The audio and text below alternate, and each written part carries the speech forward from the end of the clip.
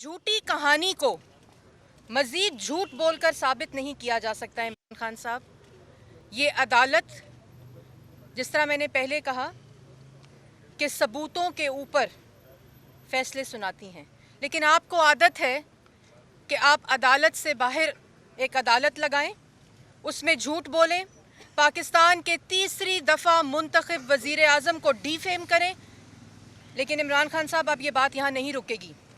आज आप अदालत में ये कहते हैं कि पैनमा को भूल जाएं, और पैनमा के ऊपर आपने पिछले 10 महीने सियासत करके पाकिस्तान के मुंतखब वज़ीर आज़म को डिफेम किया। उसका जवाब कौन देगा? आपने पाकिस्तान के अंदर तरक्की को रोका, उसका जवाब कौन देगा? आपने सड़कों के ऊपर इंतशारी सियासत की, उसका जवाब कौन देगा?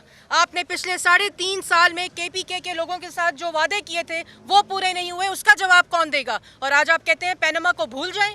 अब आप पैनमा को भूलेंगे, लेकिन हम पैनमा को नहीं भूलेंगे, क्योंकि आपने इस पैनमा के ऊपर जो सियासत की है, जो झूठ बोले हैं, जो इल्ज़ामात लगाए हैं, अब आपको पाकिस्तान की कौम को जवाब देना होगा। शर्म इनको फिर भी नहीं आती।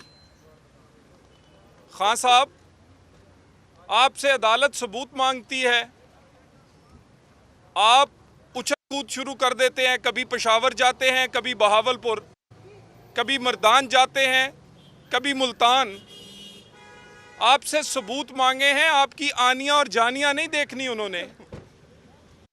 आप सबूत लेकर आए। जब आपसे सबूत मांगे जाते हैं, आप 5 प्रेस कॉन्फ्रेंसें और 2 जलसे करके आ जाते हैं। खान साहब, जलसों और प्रेस कॉन्फ्रेंसों से केस साबित नहीं होगा। केस सबूत से होगा, और आपके पास सबूत नहीं है, आपके पास सिर्फ झूठ है, और झूठ से शर्मिंदगी होगी जो आपको शर्म आती नहीं है। और मेरे लिए तो, और अदालत के अंदर जज साहिबान की तरफ देखने की बजाय मैं तो खान साहब का चेहरा देखता हूं। उनका चेहरा थर्मामीटर है इस केस का कि ये केस कैसे चलेगा। जैसे जैसे केस चल रहा है, उनका चेहरा लटकता जा रहा है। यही बात हर रोज़ PTI के केस में हमारे सामने आ रही है कि PTI किसी सूरत अपने इल्ज़ामात के बनाए हुए जो उन्होंने बुत तराशे हैं, वो जो रोज़ पूजा कर कर के अपने इल्ज़ामात की नहीं थकते थे, आज वो बुत एक एक करके उन इल्ज़ामात का गिरता चला जा रहा है। और इंशाअल्लाह ताला जब इस केस का फ़ैसला आएगा, तो जो PTI है उसकी पार्टी का और उनकी तमाम लीडरशिप का झूठ की बनान पे बनाया हुआ तमाम का तमाम केस धड़ाम करके उनके ऊपर ही आके गिरेगा। थिएटर लगाते हैं रोज़, और कोर्ट के अंदर आपके पास सबूत नहीं होते, और आपकी स्टेटमेंट्स में कॉन्ट्रडिक्शंस होती हैं, और आप उन सबूतों को केस से पॉइंट लाते हैं जो पहले स्कॉश हो चुके हैं।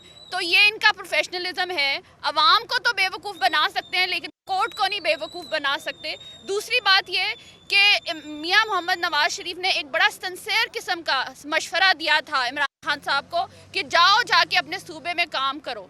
अगर वो काम कर लेते आज, तो ये नौबत ना आती कि उनको कोर्ट के अंदर झूठ बोलने पड़ते। 249 सफ़ात की जो रिपोर्ट है रहमान मलिक साहब की, वो बताती है, और वो एग्जैक्टली एक एक रुपये का हिसाब देती है कि वो पैसे किस तरह से बाहर गए और किस तरह से वापस आए।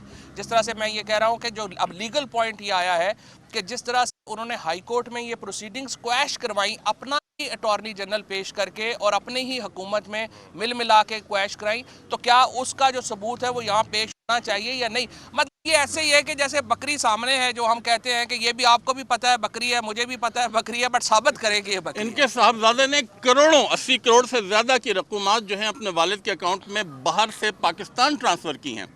वो दौलत कहाँ से आई, वो कैसे आई? आपने जो सवाल पूछा है उसका जवाब इसमें भी मिल जाता है कि ये जो रकूमात बाहर से आती रहीं, ये कहाँ से, इनका सोर्स क्या था, इनका ओरिजिन क्या था? नया वज़ीर आज़म कम से कम उसकी निशानदेही कर दे, लेकिन एहतियात रखें उसके नाम के साथ शरीफ ना लगाओ, वरना वो भी पैनामा शरीफ बन जाएगा। एहसन इकबाल या अब्दुल कादिर बलोच।